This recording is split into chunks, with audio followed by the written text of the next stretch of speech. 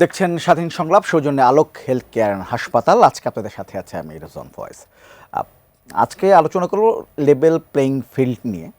একটু এর আলোচনা শুরুটা করতে চাই, কারণ আপনারা জানেন যে নির্বাচন যত এগিয়ে আসছে রাজনৈতিক দলগুলো এই লেভেল প্লেইং ফিল্ড নিয়ে, রাজনৈতিক দল সেই সঙ্গে যায় এবং যারা প্রার্থী আছেন তারা নানা ধরনের আলোচনা করছেন। আমি যতটুকু দেখতে পাচ্ছি যে বিএনপির যারা প্রার্থী আছেন বা দলগতভাবে বিএনপি, তারা বাদে বাকি সবগুলো দলই প্রায় যারা নির্বাচনে আছেন তারা এখন লেভেল প্লেইং ফিল্ড নাই, কিংবা এ ধরনের নানা ধরনের অভিযোগ তারা করছেন। আজকেও নির্বাচন কমিশনে গিয়ে এনসিপির মুখপাত্র আসিফ মাহমুদ তিনিও গিয়ে এই ধরনের একটা অভিযোগ করে এসছেন। এর আগে আমি জামাত ইসলামের পক্ষ থেকেও দেখতে পাচ্ছি যে লেভেল প্লেইং ফিল্ড নিয়ে আলোচনা আছে, এবং অন্যান্য দলগুলো এটা নিয়ে অভিযোগ করছে, নানা ধরনের অভিযোগ করছে যে লেভেল প্লেইং ফিল্ড নিয়ে, এবং প্রশাসন একটি দলের দিকে ঝুঁকে যাচ্ছে এমন অভিযোগ আছে। এই বিষয়টা নিয়ে কথা বলবো। প্রাসঙ্গিকভাবে নিশ্চয়ই সাম্প্রতিক আরও অনেকগুলো ঘটনা নিশ্চয়ই আসবে, সেই বিষয় নিয়ে কথা বলবো। দুজন আলোচক আছে, একটু পরিচিত হয়নি। আমার সঙ্গে আছেন গোলাম মাওলা রনি, তিনি রাজনীতিবিদ, লেখক, কলামিস্ট, এবং আছেন কমরেড রাজিকুজ্জামান রতন, তিনি সহ সাধারণ সম্পাদক বাসদ। দুজনকে স্বাগত আমাদের অনুষ্ঠানে। আপনাকে দিয়ে আলোচনাটা শুরু করি। শুরুতে যেমনটা বলছিলাম যে লেভেল প্লেইং ফিল্ড নিয়ে অনেক আলোচনা হচ্ছে। আজকে যেটি বলছিলাম যে আজকে এনসিপির মুখপাত্র আসিফ মাহমুদ সজীব ভুইয়া তিনি নির্বাচন কমিশনে গিয়েছেন। তিনি যেটি বলেছেন, আমি একটু ছোট করে বলি। তিনি বলেছেন যে একটি দলের চেয়ারপারসন দেশে আসার পর যা হচ্ছে তা গণতন্ত্রের জন্য অশনি সংকেত। বিভিন্ন সরকারি কর্মকর্তা, বিভিন্ন গোয়েন্দা সংস্থার প্রধান একটি পার্টি অফিসের দিকে তাদের কেবলা ঠিক করে ফেলেছেন, তারা সেখানে নিয়মিত যাচ্ছেন, এটি গণতন্ত্রের জন্য হুমকি স্বরূপ। এবং তিনি দাবি করেছেন সরকারের প্রতি যে যারা যেসব সরকারি কর্মকর্তা সেই পার্টি অফিসে যাচ্ছে তাদের বিরুদ্ধে যেন ব্যবস্থা নেওয়া হয়। এর আগে গতকাল জামায়াত ইসলামীর একটা যারা একদম তাদের সর্বোচ্চ নির্বাহী পরিষদ তারা বৈঠক করেছে, এবং সেখানেও তারা বলেছে যে দেশে অবাধ, সুষ্ঠু ও নিরপেক্ষ নির্বাচনের পরিবেশ এখনও সৃষ্টি হয়নি। প্রশাসনের মধ্যে কিছু কিছু সরকারি কর্মকর্তা একটি বিশেষ দলের পক্ষে কাজ করছে বলে বিভিন্ন স্থান থেকে অভিযোগ আসছে। সব কিছু মিলে লেভেল প্লেইং ফিল্ডের অবস্থা আসলে কীরকম, আপনার কাছে কী মনে হয়? ধন্যবাদ। নির্বাচন আসলে লেভেল প্লেইং ফিল্ডের কথাটা আলোচনা হয়, এটা আমাদের বেশ কয়েক বছর ধরে, বলবো কি প্রায় কয়েক দশক ধরেই চলছে। আমরা তো 12টা জাতীয় সংসদ নির্বাচন করেছি, এবার 13তম নির্বাচন হবে। এই 12টা জাতীয় সংসদ নির্বাচনের প্রত্যেকটার ক্ষেত্রে কথাটা এরকম না হলেও বিষয়টা এরকমই ছিল যে নির্বাচনের সময় পুলিশ প্রশাসনকে কাজে লাগানোর চেষ্টা করা হয়েছে। এটাকে আমরা বলি যে এটার মাধ্যমে প্লেইং ফিল্ডটাকে লেভেল রাখা হয়নি। কিন্তু লেভেল প্লেইং ফিল্ডকে শুরু করতে হবে আরও অনেক জায়গা থেকে। এখন হচ্ছে যে প্লেয়ার্স কন্ট্রোল ফিল্ড, মানে যে প্লেয়াররা কীভাবে ফিল্ডটাকে কন্ট্রোলে রাখবে। এখন একটা কথা প্রথমে দেখুন, আপনারা লেভেল প্লেইং ফিল্ডের কথা বলছি, একটা কি সাধারণ অধিকার আছে কথা বলার? যখন একজন বলেছেন যে অমুক তার কেবলা ঠিক করে ফেলেছে, ওই কথাটা আমি যদি কেবলা সংক্রান্ত কোনো কথা বলি, কালকে তো আমার বিরুদ্ধে মব করে দেবে তারা, আমি বলতে পারবো? ফলে এটাও খেয়াল করতে হবে যে কথা বলার ক্ষেত্রে কোনো লেভেল ঠিক করা আছে কি না। আপনি কথা বললে কোনো অসুবিধা নেই, কিন্তু ওই কথা আমি বললে আমার বিরুদ্ধে কত ধরনের অবমাননার মামলা হয়ে যেতে পারে, কত ধরনের হামলা হতে পারে। ফলে সব জায়গায় এটা বিবেচনা করতে হবে। 1 2 নম্বর হচ্ছে যে এই যে পুলিশ প্রশাসন এবং কর্মকর্তাদের যে ভূমিকা, এটা কি আমরা অভ্যুত্থানের পর থেকে দেখছি না? অভ্যুত্থানের আগে আমাদের প্রধান বিতর্ক ছিল, প্রধান বিরোধ ছিল যে রাষ্ট্র ক্ষমতাটাকে কাজে লাগিয়ে বিরোধী পক্ষকে দমন করা হচ্ছে। আমরা দেখেছি যে রাষ্ট্রের সম্পদ তছরূপ করা হচ্ছে। আমরা দেখেছি যে জনগণের সম্পদ লুট করা শুধু নয়, দেশের বাইরে পাচার করা হচ্ছে। আমরা দেখেছি যে সমালোচনা করার অপরাধে গুম হয়ে যাচ্ছে, নিখোঁজ হয়ে যাচ্ছে, হ্যাঁ, অন্যায়ভাবে জেলে পাঠানো হচ্ছে, এবং মামলা ছাড়াও জেলে থাকছেন অনেকে। এগুলোর বিরুদ্ধে তো আমাদের অভ্যুত্থানটা ছিল। অভ্যুত্থানের পরে তো আমরা এইটুকু চেয়েছিলাম যে শুধুমাত্র কথা বলার অপরাধে কেউ মানে হত্যাযোগ্য হয়ে উঠবেন না। তো আগে ছিল কথা বললেই সে হলো মানে স্বাধীনতার শত্রু, এখন কথা বললেই সে হয়ে যাচ্ছে জুলাইয়ের শত্রু। তাহলে ফিল্ডটা কিন্তু একই রকম থাকলো। এখন ফিল্ডটার উপর কে কন্ট্রোল নিয়েছে তার উপর নির্ভর করে। ফলে আমরা যদি সত্যিকার অর্থেই কনসেপচুয়ালি মনে করি যে ফিল্ডটা লেভেল থাকতে হবে, 2 দিন আগে যারা এখন কথা বলছেন, যাদের বিরুদ্ধে কথা বলছেন, যারা কথা বলছেন তারাও কিন্তু পুলিশ এবং প্রশাসনকে কন্ট্রোল করার চেষ্টা করেছেন। তাদের ইচ্ছা অনুযায়ী, প্রয়োজন অনুযায়ী তারা নিয়োগ বদলি সব কিছু করেছেন। এখন আবার আরেকজনের বিরুদ্ধে অভিযোগ করছেন। আমরা মনে করি বাসদের পক্ষ থেকে মধ্যে দুটাই খারাপ, দুটাই অন্যায়, এবং দুটোর ফলে যা হচ্ছে যে কেউ স্বতঃস্ফূর্তভাবে মানে আত্মসমর্পণ করছেন, কেউ ভয়ে আত্মসমর্পণ করছেন, কেউ আবার ভক্তিতে আত্মসমর্পণ করছেন, কেউ আবার ভবিষ্যতের আকাঙ্ক্ষায় নিজেকে সমর্পণ করছেন, সে আর আত্মসমর্পণ না। ফলে এইগুলোর হাত থেকে যদি আমরা বাঁচতে পারি, পুলিশের যে প্রফেশনাল রেসপন্সিবিলিটি, প্রশাসনিক কর্মচারীদের যে প্রফেশনাল রেসপন্সিবিলিটি, সেই জায়গায় আনা দরকার। আমরা এই জন্য প্রশাসনের সংস্কার বলি, পুলিশের সংস্কারের কথা বুঝতে চেয়েছিলাম, তো সেগুলো কিন্তু আমাদের করা হলো না। ফলে আমরা এটাও মনে করি যে নির্বাচনের আগে লেভেল প্লেইং ফিল্ড শুধু এই জায়গায় নয়। আচ্ছা, টাকার ক্ষেত্রে কি লেভেল প্লেইং ফিল্ড আছে? 50,000 টাকা জামানত দিতে হবে, তারপরে আপনাকে সিডি কিনতে হবে। ফলে প্রথমে নির্বাচনের শুরুতেই তো আপনার 1 লক্ষ টাকা চলে যাবে। দ্বিতীয়ত যদি আসি, যে বলা হয়েছে ভোটার প্রতি 10 লাখ টাকা করে, 10 টাকা করে খরচ করবে, তাহলে কোথাও 40 লাখ টাকা, কোথাও 50 লাখ টাকা একটা খরচের কথা বলা আছে। কিন্তু 40 লাখ 50 লাখ টাকা তো নির্বাচনের শুরুতেই অনেকে খরচ করে বসে আছেন। আচ্ছা, সেখানে কি লেভেল প্লেইং ফিল্ড থাকছে? এইগুলো কিন্তু আলোচনায় আসছে না, এখন শুধু পুলিশ আর প্রশাসনের টাকা। আর একটা বলে শেষ করি, হলফনামায় যে যে ইতিমধ্যে যা দেখতে শুরু করলাম আমরা, কি পরিমাণ আয় করেন এবং কোথা থেকে সেই আয় আসে। বার্ষিক আয় দেখাচ্ছেন 3,60,000 টাকা, কিন্তু নগদ টাকার স্থিতি দেখাচ্ছে। ফলে এক্ষেত্রেও কি লেভেল থাকলো? ফলে আমরা মনে করি যে লেভেল প্লেইং ফিল্ডের কথাটা যখন আসে, সমস্ত ক্ষেত্রে এই বিবেচনাটা করা দরকার। আমরা হলফনামাটা আলাদা করে আলোচনা আসতে চাই। আমি একটু গোলাম মোল্লা আপনার কাছে এই প্রশ্নটি একটু যদি অন্যরকম স্পেসিফিক বলি, দুজনের অভিযোগে যে এনসিপি এবং জামাত ইসলাম যদি বলি, তারা যে অভিযোগ করছে, তারা বলছে বিএনপি চেয়ারপারসন আসার পর পুরা প্রশাসন বিএনপি দিকে হেলে গেছে। আপনার কাছেও কি মনে হচ্ছে যে প্রশাসন ওদিকে হেলে গেছে? ঘটনা সত্য, একেবারে সত্য, এবং এটাই বাস্তব। এবং এখন তারেক রহমান সাহেব আসার পরে যদি প্রশাসন তার কাছে না যেত বা লোকজন তার সঙ্গে দেখা করতে না যেত, এটা হতো অস্বাভাবিক এবং মনে হতো আমরা পাগল হয়ে গেছি। এর কারণ হলো, আমরা বলি লেভেল প্লেয়িং ফিল্ড, খেলার মাঠটা সমতল। কোথাও কখনো খেলার মাঠ বা যুদ্ধের মাঠ সমতল থাকে না, এটা একটা ধারণা করা হয়। কৌশলগতভাবে যে যার মতো করে মাঠটিকে গুছিয়ে নেয়, এবং সেখানে যেটা হয়, আপনি দেখুন প্রকৃতিতে দেখেন, কোনো ফসলি জমি, নদী, নালা, পাহাড়, পর্বত কোথাও সমতল নেই। তো এই যে আমাদের যে ভূমির ল্যান্ডস্কেপিং আছে বা সমুদ্রের ল্যান্ডস্কেপিং আছে, সেখানে নিচু জায়গায় যখন অধোগামী হয়, ভাটার টান আসে, তখন মানুষ নিচে আসে, পালানোর জন্য হয়। আর যখন মানুষের মধ্যে আবেগ চলে আসে, জোয়ার চলে আসে, তখন মানুষ ঊর্ধ্বগামী হয়। এখন বাংলাদেশে জোয়ার চলছে, নির্বাচনের জোয়ার। সেই নির্বাচনের জোয়ার মানুষ ঊর্ধ্বগামী হবে। তারেক রহমান সাহেব আসার আগে এই ঊর্ধ্বগামী জোয়ারটি ছিল জামাতমুখী। সবাই তখন জামাতের আমিরের দিকে তাকিয়ে শান্তি পেতেন, মনে হতেন তিনি আকাশের পূর্ণিমার চাঁদ। মগবাজার মিন্স একটা তীর্থকেন্দ্র, রেল লাইন পার হলেই, তারপর শেষে আলফালা বিল্ডিংয়ের কাছাকাছি গেলেই মনে হবে যেন কিসের একটা গন্ধ আসছে, আতর, গোলাপ সেন্টের গন্ধ আসছে, পবিত্র পবিত্র মনে হতো। তার আগে, অর্থাৎ জামাতের এই যে জোয়ারের আগে, এই জোয়ার ছিল এনসিপির জোয়ার। তো সেই এনসিপির যারা কর্তা ব্যক্তি, সেই অফিসে বিএনপির বড় বড় নেতারা কি যায়নি? আসিফ মাহমুদ সজীব ভুঁইয়ার সাথে দেখা করার জন্য বিএনপির অনেক বড় প্রেসিডেন্ট মেম্বারে গিয়ে বসে থাকতেন। এটা হলো বাস্তবতা। তখন এনসিপির জোয়ার ছিল। এনসিপির জোয়ারের আগে সমন্বয়কদের একটা জোয়ার ছিল।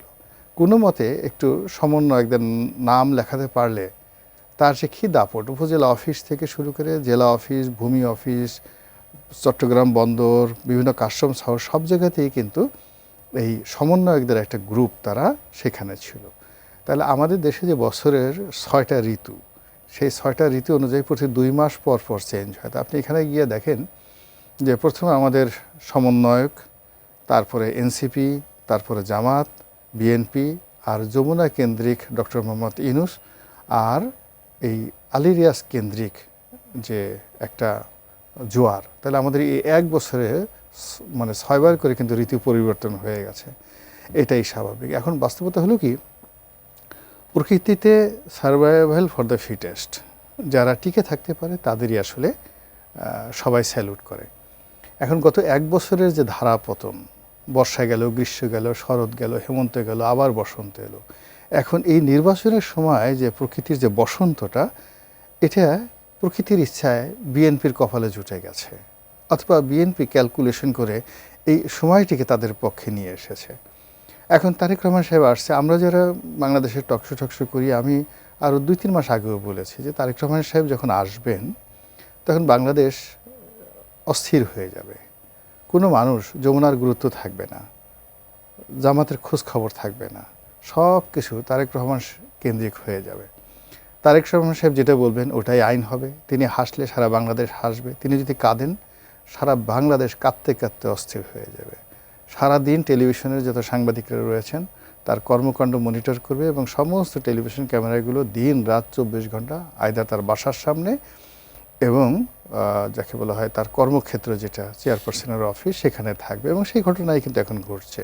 কিন্তু এই সময়টিতে এরকম যে একটা ঘটনা ঘটবে, এটা যারা এখন ঈর্ষা করছেন বা যারা কষ্ট পাচ্ছেন তারা যদি তখন থেকে সতর্ক হতেন তাহলে কিন্তু মানে বন্ধুত্বটা সুন্দর হতো। কেননা আমরা তো দেখেছি যে বিএনপি কিন্তু একটা সময় বিএনপিকে কাউন্টই করা হতো না। এনসিপির লোকজনই বলা হতো যে বিএনপি হাইস্ট 100 সিট পাবে, পরে আবার তারা রাগ হয়ে বললো যে না 100 সিট না, বড় জোর 40-50টা সিট পাবে। তো বিএনপি কিন্তু ভয় পেয়ে গেছিল, ভয় পেয়ে তখন এনসিপির সাথে বন্ধুত্ব করার চেষ্টা করেছে, জামাতের সঙ্গে বন্ধুত্ব করার চেষ্টা করেছে। তখন তারা বলছে এদের সাথে করাই যায় না। তারা নিজেরাই সমস্ত ইসলামিক দলগুলোকে ঐক্য করে সে সরোয়ার্দী উদ্যানে সবাইকে নিয়ে সে বিশাল সমাবেশ করলো, এবং সেই সমাবেশ করার পরে মনে হলো যে আসলে জামাতই দেশটি চালাচ্ছে। এখন ভাগ্যের চাকা বিএনপির দিকে চলে আসছে, এই জন্য মানে দুঃখ করার কিছু নাই, নতুন করে আবার তারা শুরু করতে পারে এবং এটাই বাস্তবতা, এর মধ্যে অস্বাভাবিক কিছু দেখি না। আপনি বলছেন ঋতু পরিবর্তনের ফল, এটা রাজনৈতিক ঋতু পরিবর্তনের ফল। আচ্ছা, আমরা দুজন দর্শক আছে, ফোনটা নিয়ে তারপর আসছি আপনার কাছে। হ্যালো হ্যালো, আসসালামু আলাইকুম। ওয়ালাইকুম সালাম। আপনার নামটি বলে প্রশ্নটি করেন। আমার নাম মোহাম্মদ আসাদুজ্জামান। আমি মোহাম্মদ আসাদুজ্জামান, জি, গান্নী মেহেরপুরের থেকে আমি বলছি, মেহেরপুরের গান্নী থেকে। বলেন। যে হচ্ছে ভোটের ব্যাপারে যে পেলিং, অর্থাৎ যে ভাবে মানে সেন্টার থাকার কথা বা ভালোভাবে সবাইকে যাতে আলোচনা করতে পারে বা ভোট চাইতে পারে বা নমিনেশন দাখিল করতে পারে, কিন্তু আমরা কয়েকদিন আগে দেখলাম যে হচ্ছে মানিকগঞ্জে স্বতন্ত্র প্রার্থী একজন, উনি রিটার্নিং অফিসারের কাছে যাওয়ার পর ওনাকে টেনে হিসেবে বিএনপির কিছু লোক বের করে দিল। তাহলে এটাতে কতটুকু আসলে নিশ্চিত ভাবে যে অন্য বছরের মতন ভোট হবে না, ভালো ভোট হবে, এটার জন্য আমরা দুই আলোচকের কাছে প্রশ্ন রাখছি। জি, আপনার প্রশ্নটা বুঝতে পারি। জি, আপনার নিয়ে সত্যনের চেষ্টা করবো। আরেকজন আছে, একটু ফোনটা নিয়ে নিই। হ্যালো হ্যালো হ্যালো, আসসালামু আলাইকুম। ওয়ালাইকুম সালাম। আপনার নামটি বলে প্রশ্নটি করেন। জি, আমার নাম মোহাম্মদ সেলিমউদ্দিন সর্দার, আমি সিরাজগঞ্জ থেকে বলছিলাম। জি, সেলিম সাহেব বলেন। জি, আমার প্রশ্ন হলো যে বাংলাদেশে নির্বাচন আগামী 12 তারিখে ঘোষণা করেছেন, কিন্তু বড় একটি দলকে বাদ রেখে এই লেভেল প্লেইং ফিল্ড কি আসলে আদৌ আছে বাংলাদেশে? এটা জনাব আমার গোলাম মাওলা রনির কাছে আমার একটা প্রশ্ন। জি, প্রশ্নটি বুঝতে পেরেছি, আমরা উত্তর নেওয়ার নিশ্চয়ই চেষ্টা করব। আপনি কি ছোট করে উত্তর দিবেন? হ্যাঁ, ছোটো করে দেওয়া যেতে পারে। সেটা হলো, প্রথম হলো যে আওয়ামী লীগের ছাড়া নির্বাচন এটা প্রশ্নবদ্ধ নির্বাচন হবে এবং এটা থেকে যাবে, এটা যেমন সত্য। আবার একই সঙ্গে আওয়ামী লীগ এই জুলাই যে গণ অভ্যুত্থানের মাধ্যমে একটা পরাজিত শক্তি, একটা পরাজিত শক্তি মূল রাজনীতির যে স্ট্রিম, সেই স্ট্রিমে ফিরে আসার জন্য একটা ব্রিদিং টাইম দরকার। তো কাজেই এখানে তাদেরকে ছাড়া নির্বাচনটা যেভাবে মানে গ্রহণযোগ্যতা পাবে না, আবার একই সঙ্গে তাদেরকে মাঠে এই মুহূর্তে আনার মতো ঝুঁকি কোনো সরকারই নিতে চাইবে না, এটা হলো বাস্তবতা। আমি একটু আপনার কাছে আসাদুজ্জামান মেহেরপুর থেকে ফোন করেছেন। তিনি যেটা বলেছেন যে আসলে মানে লেভেল প্লেইং ফিল্ড তো, এবং একটা ভালো নির্বাচনের যে প্রত্যাশা, সেখানে তিনি বলছেন যে বিভিন্ন জায়গায় যারা নমিনেশন পত্র জমা দিতে গেছে সেখানে বড় দলের প্রার্থীরা বা তাদের লোকজন গিয়ে যারা ছোট দলের বিভিন্ন প্রার্থী আছে তাদের সাথে খারাপ ব্যবহার করেছে, বের করে দিয়েছে। তিনি বলেছেন যে তাহলে ভালো নির্বাচন, যে ঐতিহাসিক ভালো নির্বাচনের প্রত্যাশা আমরা করছি, সেটি হবে সম্ভব কিনা? একটা ভালো নির্বাচন করতে গেলে অন্তত 5টা বিষয় লাগবে। একটা হলো নির্বাচন কমিশনের ভূমিকাটা কি, সেটা খুব স্পষ্ট থাকতে হবে। নির্বাচনকারী সরকারের ভূমিকাটা কি, সেটা থাকতে হবে ভালো। এবং সরকারের দুটো অ্যাপেন্ডেজেস আছে, একটা যদি বলি যে পুলিশ সে কী ভূমিকা পালন করবে, ওটা প্রশাসন কী ভূমিকা পালন করবে। তারপরে ভূমিকাটা হচ্ছে রাজনৈতিক দল কিভাবে দেখবে। রাজনৈতিক দল নানা ধরনের ম্যাল প্র্যাকটিস করতেই পারে, সেটাকে কন্ট্রোল করবে কে? কন্ট্রোল করবে সরকার, সেই সময়ের সরকার সরকার কার মাধ্যমে করবে? একটা পুলিশের মাধ্যমে করবে, একটা প্রশাসনের মাধ্যমে করবে। আর নির্বাচন কমিশন শুধু তাকিয়ে তাকিয়ে দেখবেন, নাকি নির্বাচন কমিশনের সেখানে রোল থাকবে? যদি নির্বাচন কমিশন সেই ক্ষেত্রে ইন্টারভেন না করেন, যদি সরকার সেখানে নিষ্ক্রিয় থাকেন অথবা কখনো কখনো প্রশ্রয় দেন, এবং পুলিশ যদি সেখানে দূর থেকে পর্যবেক্ষকের ভূমিকা পালন করেন, তাহলে তো রাজনৈতিক দলগুলো এই ধরনের কাজগুলো করতেই থাকবে। রাজনৈতিক দলগুলো যেহেতু পরস্পর প্রতিযোগিতা করবে, তাহলে সবসময় তাদের একটা নিয়ম ভাঙার প্রতিযোগিতা থাকে। যেহেতু নির্বাচনটা টাকার খেলা হবে, পেশি শক্তির খেলা হবে, কেউ আবার বেহেস্তের টিকিট বিক্রির খেলাও খেলবেন, এখানে নানা ঘটনা ঘটবে, সেগুলোকে কে নিয়ন্ত্রণ করবে? সেই জায়গায় কিন্তু সুষ্ঠু নির্বাচন আমরা চেয়েছি। আমাদেরকে বলেছেন আমরা ঐতিহাসিক নির্বাচন দেখব। হ্যাঁ, সবচেয়ে খারাপ নির্বাচনও তো ঐতিহাসিক হয়, আবার সবচেয়ে ভালো নির্বাচনটাও ঐতিহাসিক হতে পারে। তারা বলছেন তারা শ্রেষ্ঠ নির্বাচন করবেন। আমরা শ্রেষ্ঠত্ব পরে বিচার করা যাবে, কিন্তু প্রথমে আগে বিচার করতে হবে যার উপর যে দায়িত্ব আছে তিনি সেই দায়িত্ব ঠিক মতো পালন করছেন কিনা। আমরা সরকারের দিক থেকে সেই জায়গাটায় একটা আপাত নির্লিপ্ততা অথবা এইরকমভাবেই হয়ে যাক, এরকম একটা আমরা দেখছি প্রবণতা। ফলে সেই ক্ষেত্রে আমাদের যে ভাই যে প্রশ্নটা করেছেন, সেটা আমরা প্রশাসন, পুলিশের উপরে আছে আমাদের সরকার, সেই সরকারের রোলটা খুব গুরুত্বপূর্ণ মনে করি। এখন পর্যন্ত আপনার কি মনে হচ্ছে রোল কি? এখন পর্যন্ত রোল যা হয় হয়ে যাক একটা, এরকম একটা ভাব আছে। এর আগে তাদের নির্বাচন দেওয়ার কোনো ইচ্ছাই ছিল না, এখন হচ্ছে নির্বাচন না দিয়ে কোনো উপায়ই নাই। ফলে এই কারণে মানে মনে না চাইলেও বাধ্য হয়ে করছেন, ফলে যা হয় হোক এইরকম একটা দায়সারা গোছের মনোভাব এখানে আছে। এবং সেটা হয়তো এরকম দেখাতে চান শেষ পর্যন্ত দায় অন্যের উপর চাপানোর একটা চেষ্টা করবেন, যে এর কারণে নির্বাচন সুষ্ঠু হয়নি, ওর কারণে নির্বাচন সুষ্ঠু হয়নি। কিন্তু আমার যে একটা দায়িত্ব ছিল, একটা অভ্যুত্থানের পরে যে সরকার থাকে, জনগণের কত প্রত্যাশা ছিল না তার প্রতি। জনগণ কি শেষ পর্যন্ত বলবে আমাদের আশাগুলো আমরা একটা অপাত্রে স্থাপন করেছিলাম? তো ফলে এই জায়গায় তো তার একটা দায়িত্ব থাকা দরকার ছিল। দর্শকের ফোনটা নেই, তারপরে আসছে। হ্যালো, জি, আসসালামু আলাইকুম। ওয়ালাইকুম সালাম। আপনার নামটি বলে প্রশ্নটা করেন। আমার নাম হচ্ছে আব্দুর রহমান, আমি ঢাকা থেকে বলছি। জি রহমান সাহেব বলেন। জি, আমার প্রশ্নটা হচ্ছে যে এই যে ফ্যাসিস বলা হচ্ছে, ঠিক না? তো এখন ফ্যাসিসের আগে বলা হতো যে আগে কথা বলতে দেওয়া হতো না, এখন অন্য কিছু। এখন আমরা কিছুদিন আগে, দু একদিন আগে দেখলাম যে পুলিশ এরিয়াতে যে হুমকি দিচ্ছে, তাদের জামিন হয়ে যাচ্ছে। তাহলে এখন কি আগের মতো লেভেল প্লেইং আছে? জি ধন্যবাদ। আমরা মনে এইটা নিয়ে কথা বলেছি। আপনি কোনো উত্তর দেবেন কি না অন্য প্রশ্নে যাব? না, যেহেতু ভদ্রলোক মানে কষ্ট করে টেলিফোন করেছেন, আপনার এখানে টেলিফোন করতে পারা বা লাইন পাওয়া খুব কঠিন একটা বিষয়। ফলে তার যে কোনো বক্তব্য নিয়ে যদি 30 সেকেন্ড আলোচনা করি, এটা একটা স্যাটিসফাইড হবে এবং ভবিষ্যতে আপনার সাথে যে জনগণের এই চ্যানেলের কানেক্টিভিটি হবে সেটা রেসপেক্ট হবে। উনি যেটাই বলছেন সেই বক্তব্যটা হলো যে এখন আগে যে ফ্যাসিস্ট জমানাতে কথাবার্তা বলা হতো এবং সেই কথাবার্তা যেন না বলতে পারে রাষ্ট্রের পক্ষ থেকে যে ধরনের জুলুম এবং অত্যাচার চালানো হতো, এখন বর্তমান প্রেক্ষাপটে সেটা কোন অবস্থাতে আছে তার উদাহরণ হিসেবে তিনি সম্ভবত হবিগঞ্জের ঘটনাটা বলেছেন। আমরা সবাই বলে আসছি যে কিছু কিছু ক্ষেত্রে আমরা আগের জমানার চেয়ে ভালো সুযোগ পাচ্ছি, এটা সত্য। অর্থাৎ এই কয় মাস আমরা কেউ গুম হয়নি, কিন্তু কথা বলার জন্য আনিস আলমগীরের মতো মানুষকে আমরা গ্রেপ্তার হতে দেখেছি। সাংবাদিক মঞ্জুর আলম পান্নাকে গ্রেপ্তার করা হয়েছে, আবু আলম শহীদ খানকে গ্রেপ্তার করা হয়েছে। দ্বিতীয়ত, এই জমানাতে যে মবের যে একটা ব্যাড কালচার শুরু হয়েছে, এটা এই বাংলাদেশে কখনো ছিল না। এত ভাইব্র্যান্ট মব, মানে প্রকাশ্য দিবালোকে ঘোষণা দিয়ে, এবং সারা পৃথিবীর মানুষ যখন বলবে যে এটা মব, আর অন্য যারা আছে তারা বলবে এটা মব না, এটা হলো ন্যায় বিচার এবং এটাই হওয়া উচিত। তো এই যে একটা ভাইব্র্যান্ট, যাকে বলা হয় অন্যায়, অপরাধ, জুলুম, এই যে সমাজে একটা মানে প্রাতিষ্ঠানিক রূপ পেল এবং আমাদের জাতিসত্তার উপর একটা কলঙ্কের আভা পড়লো, ছাপ পড়লো, আমার কাছে মনে হয় আগামী 50 বছর লাগবে সভ্যভাবে যদি আমরা চলি, আমাদের এই দেশে যে এরকম একটা মব ছিল এই দুর্নাম থেকে বাঁচার জন্য অ্যাটলিস্ট উই নিড 50 years। আচ্ছা, আমি একটু আপনার কাছে একটু আসি। একটু নির্বাচন নিশ্চয় এরই মধ্যে প্রার্থী একটা তার প্রাথমিক তালিকা হয়ে গেছে, আপিল হচ্ছে, নিশ্চয়ই আরও কেউ ঢুকবেন এখানে। এখন পর্যন্ত যে প্রার্থী তালিকা আপনারা দেখলেন, যতটুকু আপনি দেখেছেন বা চিনতে পেরেছেন, সব কিছু মিলে যে আমরা যে একটা পরিবর্তনের কথা বলছিলাম, যে একটা আশা প্রত্যাশা করতে বলছিলাম, নতুন বন্দোবস্তের কথা আসছিল, সামনের দিনের পার্লামেন্ট আসলে কেমন হবে, যদি এদের মধ্যেই তো নির্বাচিত হয়ে সংসদ গঠন হবে?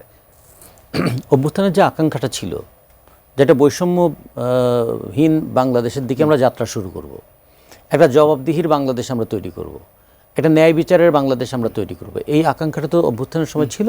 আর তার সঙ্গে ছিল একটা সুষ্ঠু অবাধ গ্রহণযোগ্য নির্বাচন করব।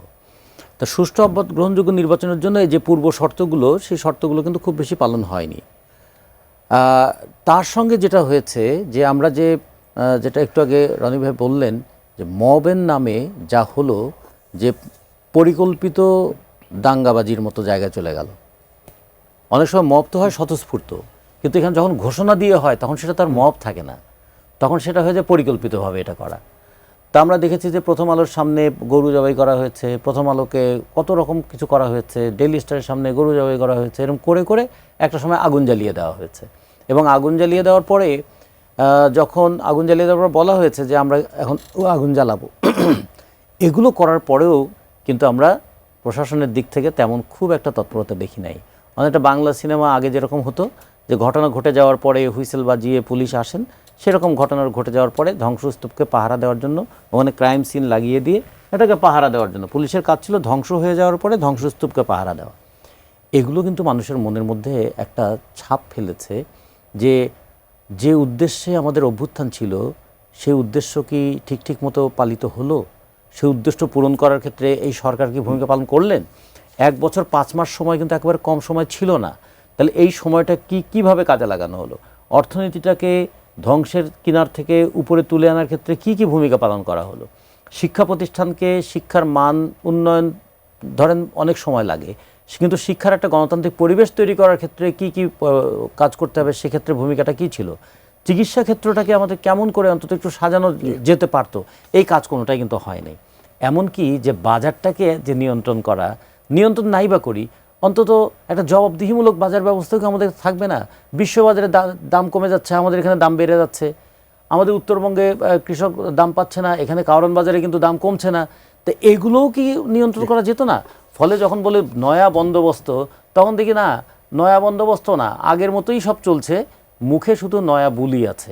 ফলে মানুষ একটা সময় বলল যে নয়া বুলিতে তো আমার উপকার কিছু হলো না, কারো ঝুলি ভরলো, কারণ দেখলাম যে অনেকেরই একদম খুবই শূন্য হাতে এসে এখন তারা পরিপূর্ণ হয়ে উঠেছেন ফুলে ফেপে, এবং তারা যেটুকু স্বীকার করেছেন তাতেই যা দেখা যাচ্ছে, যেটা স্বীকার করেননি সেখানে যে আর কত আছে, এই সন্দেহটা মানুষের তৈরি হলো। ফলে এত মানুষের রক্ত, এই যে গুম কমিশনের রিপোর্টটা বেরোলো না, যে 1593 জন মানুষ গুমের শিকার হয়েছে, এখনো পর্যন্ত 251 জন মানুষের কোনো খবর নাই। এবং তারা যে বলেছেন যে এলিট ফোর্স হিসেবে যে র্যাবকে গড়ে তোলা হয়েছিল, এলিট ফোর্স যে কী কাজটা করেছে, পুলিশ যে কী কাজ করে তারা বলেছে, এগুলো কার নির্দেশে করেছিল? ফলে আমরা যখন বলি যে আগের সরকারি নির্দেশনায় এই কাজগুলো যখন হয়েছে, তখন পরবর্তী সরকারগুলোকে সেগুলো অনুসরণ করবে নাকি তারা তুলনা করবে? আগে যেহেতু হয়েছে ফলে এখনো হবে, তাইলে আর পরিবর্তন করার কি দরকার ছিল? গোলাম রনি, আপনার কাছে একটু প্রার্থী তালিকা, আপনার কাছে কেমন মনে হলো প্রার্থী তালিকা সবকিছু? এখন যা হওয়ার তাই ছিল। এখন আমরা তো আকাশ থেকে আনতে পারবো না, মানে আমাদের বাংলাদেশে যারা আছে তারাই তো। এই সময় জুলাই আগস্ট বিপ্লবের যারা নেতা ছিলেন তারাও প্রার্থী হয়েছেন, বিএনপিতে যারা বৃদ্ধ আছেন, যুবক আছেন, যুবতী আছেন, জামাতের, মানে এখন পর্যন্ত কোনো ভারতীয় নাগরিক বাংলাদেশে প্রার্থী হয়নি। বা এই যে আমেরিকার যে ডিপ স্টেট ডোনাল্ড ট্রাম্পের কোনো লোকও হয়নি। আমাদের বাংলাদেশে যারা লোকজন আছে তারাই হয়েছে। আর আমাদের যে ইন জেনারেল যে স্বভাব চরিত্র, আমরা ডাল দিয়ে ভাত খাই, এর মধ্যে একটু পেঁয়াজ খাই, মাঝে মধ্যে একটু কাঁচামরিচ খাই, ফাঁকে ফুঁকে জমির আইল ঠেলতে চাই, অন্যের জায়গার মধ্যে দিয়ে লাঙ্গুল চালিয়ে যাই, এটা আমাদের খুব মজা লাগে আর কি। রাস্তাতে গেলাম, যাওয়ার সময় হাতে একটা লাঠি আছে, একটা গাছের উপরে একটা বাড়ি দিলাম, কোনো কারণ নেই। একটা বুড়া মানুষ যাইতেছে, দেখবেন যে গ্রামে একটা পাশে একটা গাছের উপরে বাড়ি দিল, কোনো দরকার নেই, গাছের একটা পাতা ছিল, একটা ডাল ভেঙে সে হাতে নিয়ে ট্যাং করে ঘুরতে থাকলো। বুড়াও এই কাজ করে, যুবকও এই কাজ করে, বাচ্চারাও এই কাজ করে। তা আমাদের এই যে একটা সহজাত বাঙালির যে অভ্যাস, সেই অভ্যাসের সবগুলোই এই নির্বাচনে ফুটে উঠেছে। আমরা যদিও বিভিন্ন সময় বলেছি যে আমরা আমেরিকা হতে চাই, ইংল্যান্ড হতে চাই, সিঙ্গাপুর হতে চাই, উন্নত হতে চাই, কিন্তু আমার কাছে মনে হয় যে রবীন্দ্রনাথ ঠাকুরের হে মুগ্ধ জননী, যে এই 7.5 কোটি বাঙালি মানে বাঙালি করে রেখেছো, মানুষ করনি। হলফনামা নিয়ে অনেক কথা হচ্ছে।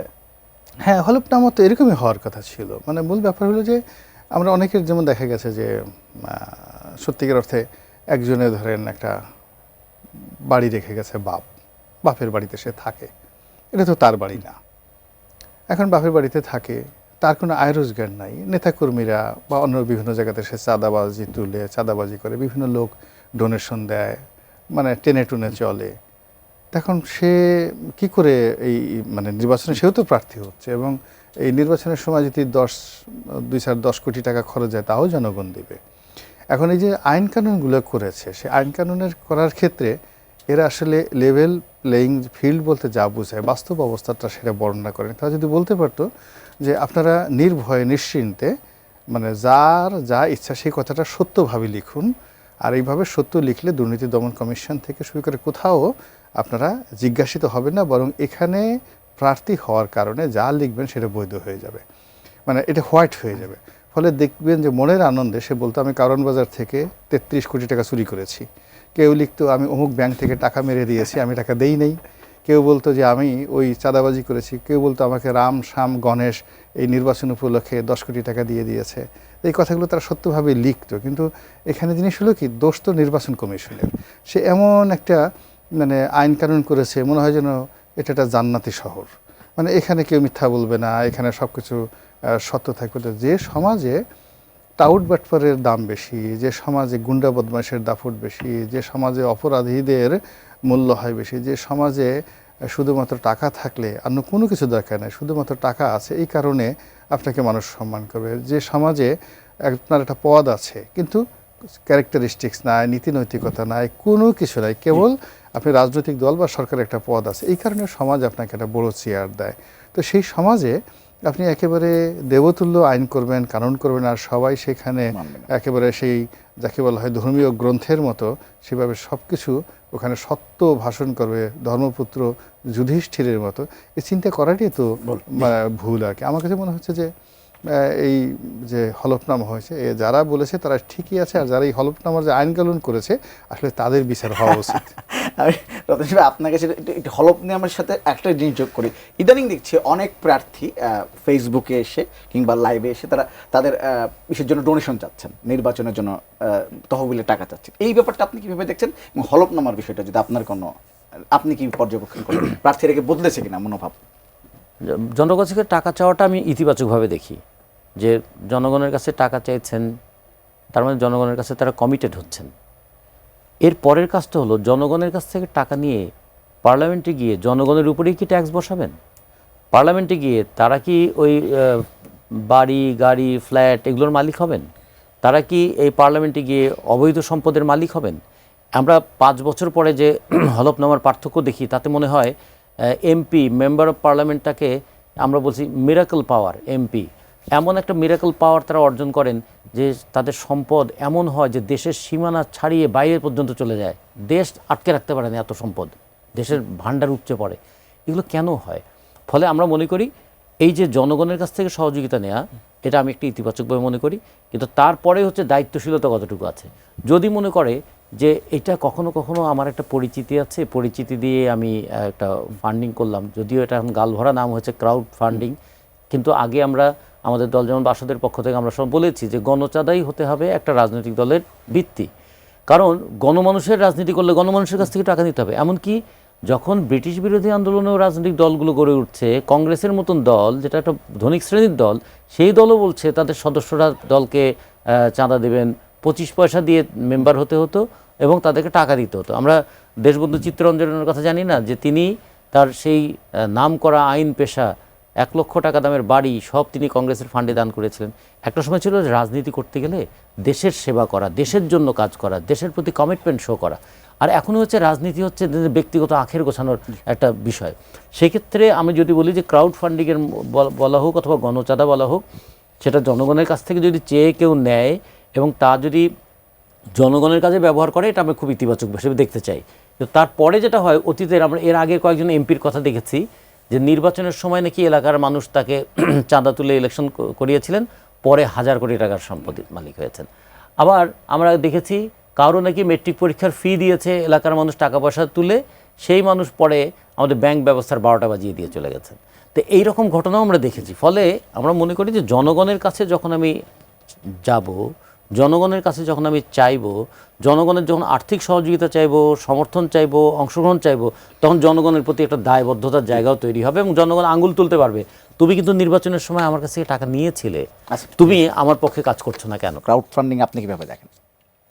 প্রথমত হলো ক্রাউড ফান্ডিংটা যারা ইলেকশন করতেছে তো এটা প্রথম প্রকাশ্যে এভাবে চাচ্ছে। মূলত জাতীয় সংসদ নির্বাচন এবং রাজনীতি এখন যে প্রেক্ষাপট, সেই প্রেক্ষাপটে এর সাথে মানায় না। মানে রাজনীতি বলতে রাজা রাজা একটা ভাবসাব আছে। তো সেখানে আপনি রাজতন্ত্রে এই মুহূর্তে মোহাম্মদ বিন সালমান, আমেরিকা যদি ধরেন সেখানে ডোনাল্ড ট্রাম্প, পুতিন, মানে সব জায়গাতেই টাকার একটা ছড়াছড়ি। আপনাকে টাকা থাকতে হবে, টাকা না থাকলে এই মুহূর্তে রাজনীতিতে আসাটা অসম্মানজনক এবং খুবই কষ্ট দেয়। কেন কষ্ট দেয় আমি বলি। ধরুন আপনি পার্লামেন্টে গেলেন, এখন পার্লামেন্টে একজন লোক একটা অডি, একটা বিএমডব্লিউ, একটা মার্সিডিজ চালাচ্ছে, একটা ক্যানালি, একটা ডানহিলের একটা শার্ট পরছে, তার পকেটে মন্ট ব্লাঙ্কের 10 লাখ টাকার একটা কলম। তো ওই যে এই ধরনের লোকের সংখ্যা যেহেতু পার্লামেন্টে বেশি, ফলে তাদেরকে কেন্দ্র করে পার্লামেন্টের পিওন, ড্রাইভার, দারোয়ান থেকে শুরু করে পে দেয়ার রেসপেক্ট এবং তাদের প্রতি আনুগত্য দেখায়। আমি নিজে সেখানে উপস্থিত দেখেছি অনেক বড় বড় মানুষ দেখা যাচ্ছে ঝানু ঝানু রাজনীতিবিদদের রেখে তরুণ একেবারে যাদের টাকাওয়ালা তাদের পিছনে ছুটছে।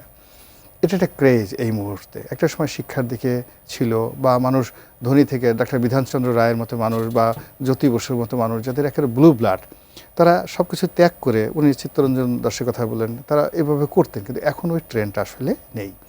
ফলে কি হলো, এখানে এরকম ক্রাউড ফান্ডিং করে বা সাধারণ পরিবার থেকে, ইভেন মধ্যবিত্ত পরিবার থেকে যারা আসে, তারা ওখানে গিয়ে ভীষণ রকম ইনসাল্ট ফিল করে, তাদেরকে কেউ ডেকে জিজ্ঞাসা করে না।